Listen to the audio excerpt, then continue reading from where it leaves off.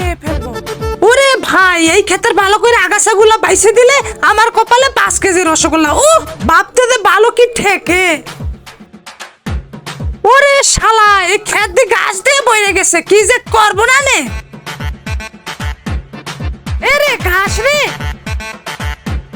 ওরে শালা এ তো মেলা দূর দূর।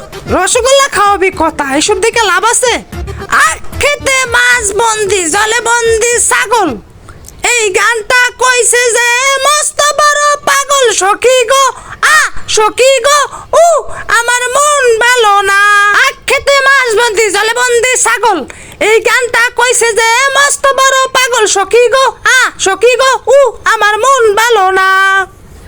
শালা কবে শেষ হবে রে?